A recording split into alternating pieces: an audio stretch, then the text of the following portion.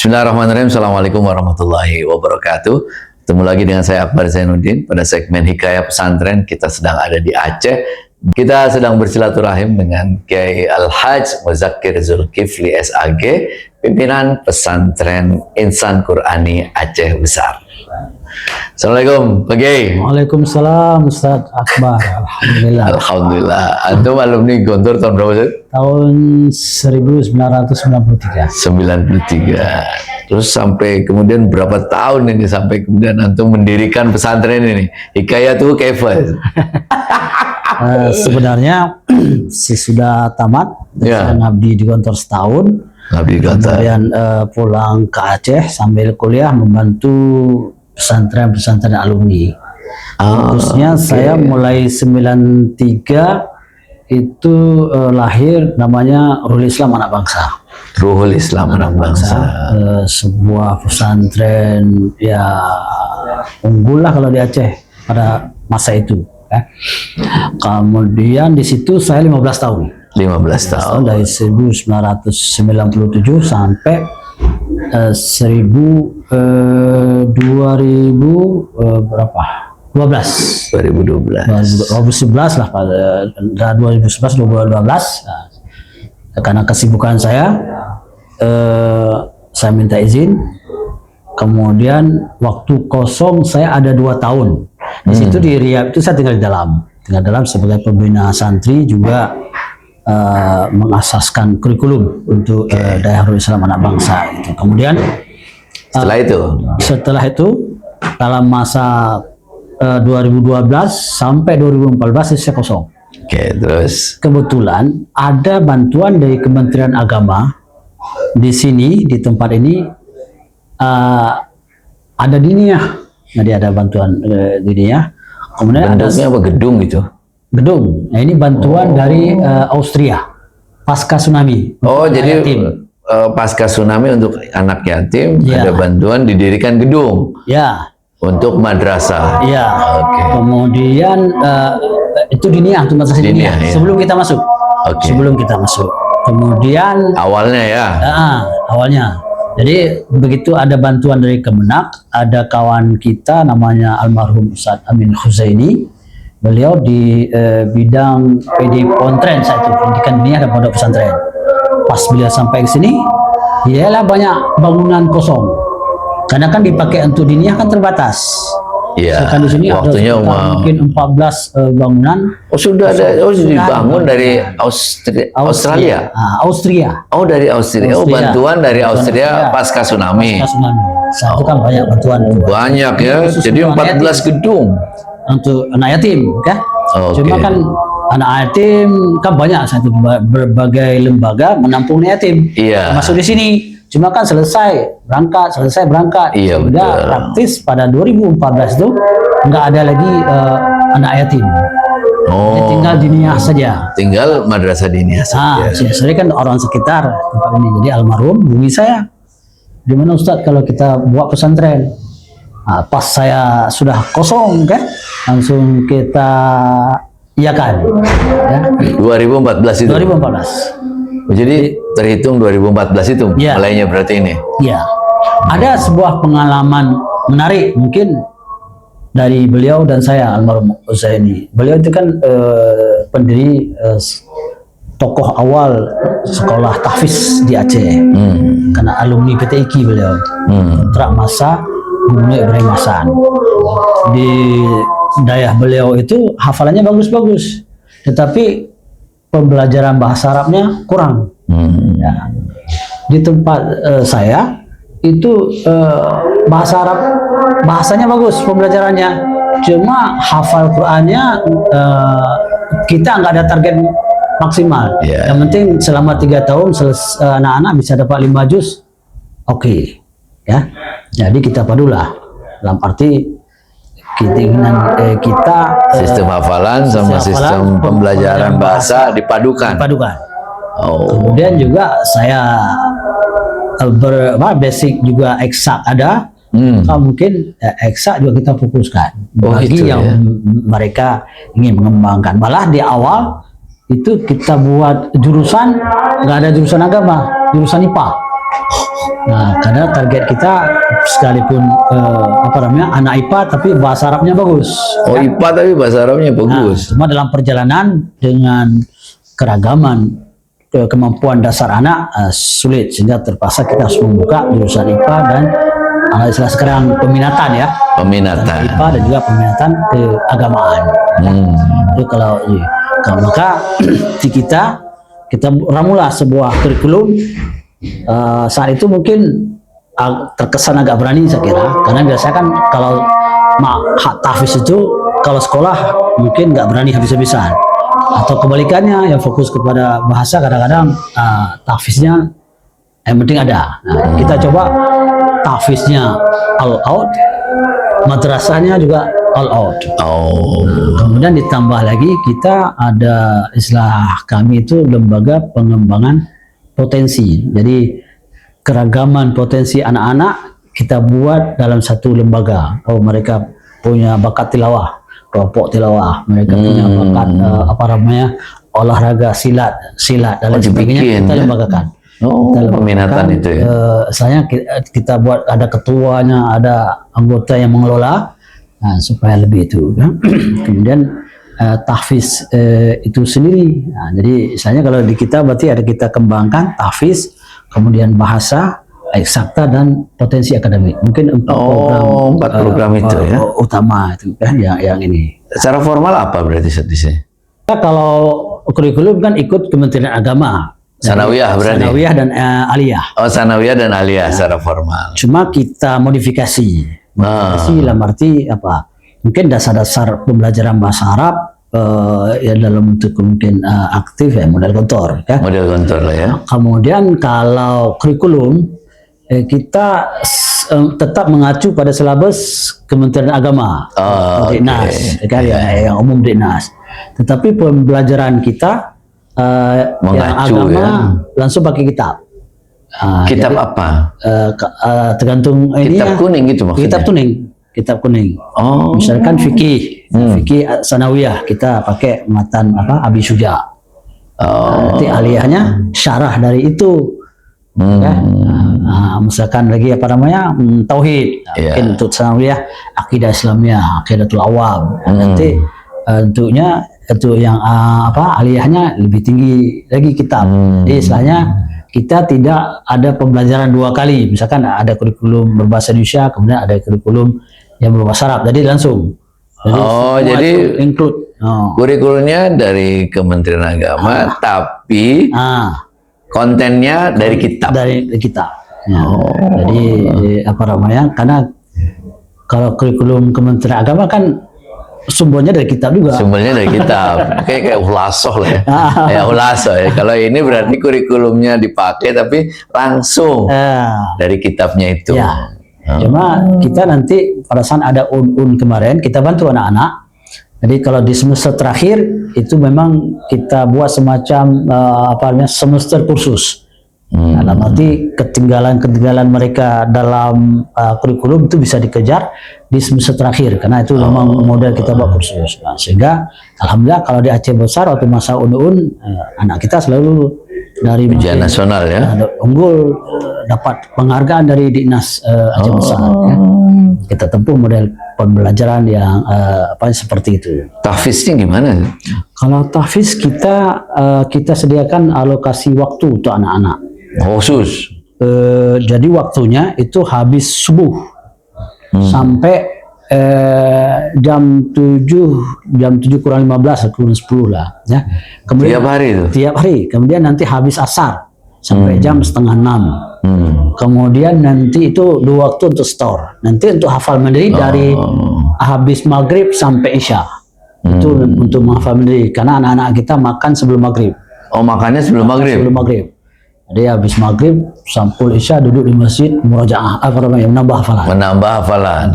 Jadi setelah maghrib langsung ya. Ya. Sampai isya ya. Sampai isya duduk di masjid. Enggak terpotong makan. Iya, sudah makan sebelum maghrib ya. Nah, kalau misalnya tahfidz seperti itu programnya, targetnya berapa juz itu anak-anak itu? Kita kalau target 6 tahun bisa khatam. Oh, target 6 tahun target khatam. gitu kan. Dalam arti Masya Allah. setahun berarti satu semester kita 5 targetkan berarti ya. dua setengah juz lah Dua kan. setengah ya, setahun itu 5 ya. juz, ya kan, itu target. Ada anak yang Ada yang bisa? ada yang cepat, Oh, ada yang cepat. ada yang setahun, ada yang 2 tahun. Ya. Oh, Cuma ada yang cepat, ada yang lambat ada gitu ya. lambat. Kadang Oh, jadi nggak seragam ya? nggak seragam. Kalau tahfiz ini memang nggak bisa kita paksakan seragam dia. Oh, Kita paling tidak selama 6 tahun ini bisa dapat mereka 10% udah besar sekali itu. iya, Bisa ya, khatam, 10% ya. dari seluruhan siswa ya. Dari sudah sudah besar Itu sekali. bagus ya. Alhamdulillah kita lebih dari itu bisa kita dapatkan. Jadi kita tidak tekan betul dan juga tidak kita remehkan betul. Nah, sehingga ada anak-anak yang cepat disesuaikan kemampuan dia yang ada. Ada yang mungkin sampai 6 tahun ada 5 juz saja dia. Ada juga begitu. Nah, itu keragaman itu Ustaz. Jadi kegiatan sehari-hari dari pagi sampai pagi apa saja mereka Itu berarti? yang di situ tahfiz ya kan. Tahfiz. Kalau Pagi jam itu. yang 3 itu masuk sekolah, Oh, kemudian sekolah asar, itu sampai jam 2. sekolah sampai jam 2. Ada 2. Itu selesai. Berarti Kelasnya? kelas selesai jam 2. Jadi dari jam 2 sampai asar itu istirahat. Oh, istirahat. Istirahat. Oh. Jadi kalau anak-anak mungkin mau belajar kelompok silakan saja. Tapi tidak ada program khusus dari daerah, tidak ada. Oh, nggak ada ya. Baru nanti habis asar. Nah, kemudian di malam hari kan kita kelas kan sudah selesai itu. Sudah nggak ada Di malam kelas. hari ada variasi waktu kita. Ada satu malam nanti pertemuan dengan wali kelas. Ya. Pertemuan wajib. Dengan seminggu sekali wali kelas dengan wali kelas itu wajib. Nanti malam satu lagi muhadharah. Sisanya itu untuk LPP, Lembaga Pengembangan Potensi. Anak-anak yang suka kitab kuning masuk kelas kitab kuning, yang suka fahmi Quran masuk kelas fahmi Quran. Ini tidak kita wajibkan. Tidak kita wajib. Jadi disediakan aja ya. Nah, sediakan. Oh, mereka tinggal memilih ya. Ya, nanti kita cari pengajarnya kan. Nah, jadi kalau malam berarti yang tidak pilih apa-apa belajar secara terkoordinir di masjid dan di asrama yang dikoordinir oleh ustadz ustazah. Ya. Nah, Jadi dengan banyak banget kegiatan itu ya. Orang mengenalnya pesantren Insan Qurani, pesantren seperti apa sih? mungkin ini satu keunikan juga. Ya, apa keunikannya di Kalau sini? istilah kami pesantren toserba. Oh, jadi semua ada. Ada istilah toserba. Maka alhamdulillah anak-anak kita mungkin di buku itu bisa dilihat berbagai macam prestasi. Ya, dari prestasi tahfiz mungkin sampai prestasi bola kaki.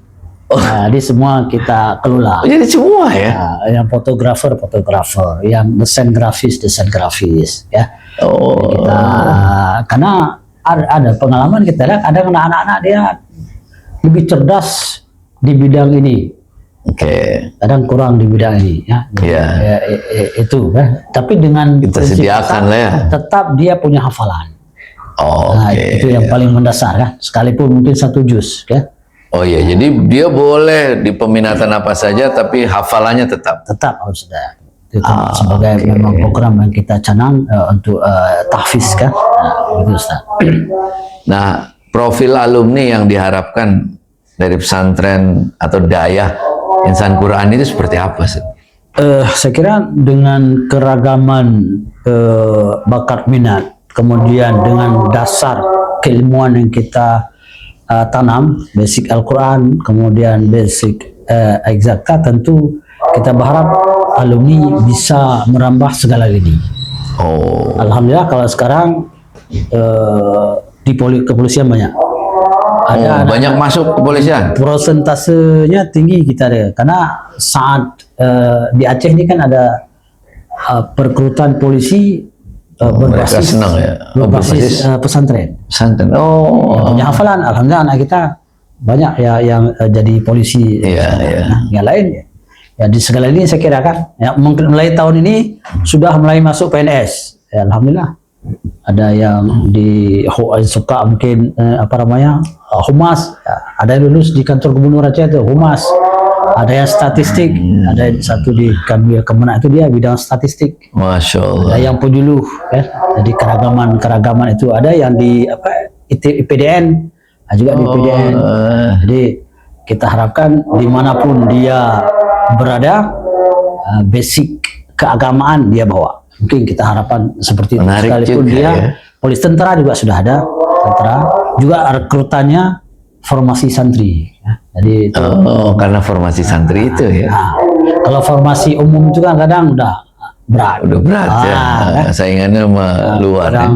Kalau ini kan melihat potensi. Nah, Iya, kalau ini memang lihat ya. dan memang pilihan dari Pilihan, ya, betul. lembaga kepolisian, dan itu menjadi kebanggaan Polri sekira dengan anak Betul. kita yang itu, ya.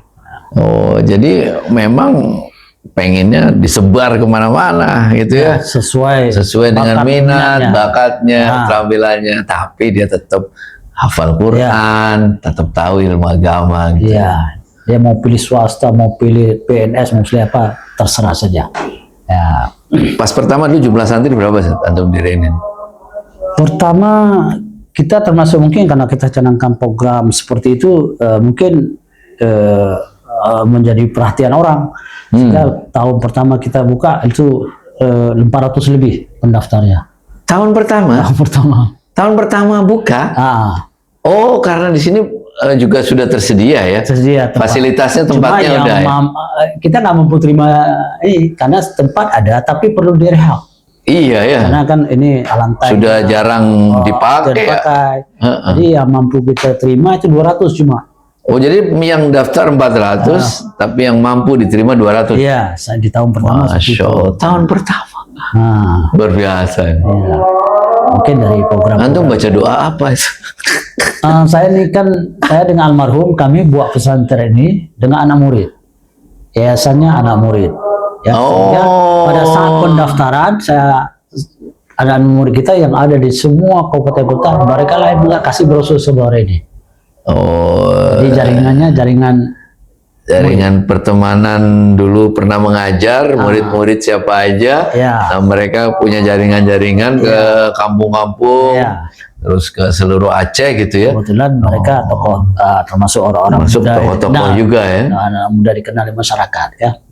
Ada di KUA, ada yang di dinas-dinas macam-macam juga. Jadi sehingga menarik orang. Jadi resminya tahun berapa berdiri? 2014. 2014. Sekarang berarti sudah 10 tahun. 10 tahun ya. Masuk ke 11 tahun. ya. Kalau sekarang berapa jumlah santrinya? Sekitar 980. 980. Masya Allah. Kalau tempatnya mungkin itu Lebih luas ya. Cuma kan Itu bisa menerima kapasitas lebih banyak ya. Ini pun sudah sebenarnya nggak layak. Tapi karena animo masyarakat seperti itu ya nggak mungkin itu kan. Nggak mungkin ditolak lagi ya. Sehingga kita penting ada asrama. Kalau kelas ya kurang kelas mungkin sampai 8 kelas hari ini anak-anak belajar di masjid dan di asrama. Ya, belajar di mana-mana lah. Ya. Alam lah. Ya. Dan terakhir nih Ustaz, visi ke depan antum nih, impian antum, Insan Quranimu seperti apa sih? Saya kira sederhana saja ya. Yang penting kita terus memperbaiki kekurangan yang ada, ya kita perbaiki terus. kalau prinsipnya begini, mengacu kepada hadis Nabi khairul umuri adwamuha wa in qalla. Jadi perbuatan yang baik itu ya selalu ada sekalipun sedikit. Continue. Nah, itu mungkin kita harapkan sehingga program yang kita buat pun tidak program muluk-muluk, apa adanya menurut bakat anak-anak dan kita kawal. Itu ini kan. Nah, sehingga saya kira harapan kita ya bagaimana bisa membuat pesantren betul-betul modern. Kalau hari ini kan tidak sama lagi model misalkan orang tua dengan kita dulu. Jadi harus kita format demikian rupa bisa membuat anak tenang, orang tua juga tenang ya? Nyaman, ustaz juga aman. Ya. Ada polisi yang datang dipanggil ke polisi macam-macam. Betul. Jadi mungkin kita harapkan seperti itulah, kita terus memperbaiki sehingga masyarakat bisa percaya. Dan saya kira yang paling penting kita mengelola pendidikan ini bagaimana menjual kepercayaan. Saya kira begitu. Kalau nggak ada orang percaya, ya nggak ada orang kan di sini kan. Bisa lagi. Kalau bahasa simpelnya bagi saya mengelola pendidikan itu sama dengan berbisnis kepercayaan. Oke. Jadi kalau bisnis kita, kepercayaan kita tuarkan laku, ya, nah itu mungkin harus kita jaga. Iya, betul. Dari kekurangan ada mungkin kita perbaiki terus, ya. Nah, persoalan misalkan program macam-macam kita sesuaikan dulu kemampuan kita. Kita canangkan program mulu-mulu, nanti yang mengelola nggak ada, sama aja kan. Iya, betul. Ya, apa adanya mungkin seperti itu, Ustaz. Masya Allah. Barakallah. Amin. Ustaz Muzakir nih, mudah-mudahan antum selalu sehat. Amin. Pesantren Insan Qurani, kalau di sini namanya Dayah Insan Qurani. Ya. Ini terus maju dan berkembang, memberi manfaat buat semuanya, Amin. memberi manfaat pada para santri dan juga tentu kepada masyarakat dan juga untuk bangsa dan negara. Syukran Ustaz. Ila liqa. Insyaallah. Syukran. Terima kasih. Sampai ketemu di video selanjutnya. Assalamualaikum warahmatullahi wabarakatuh. Waalaikumsalam.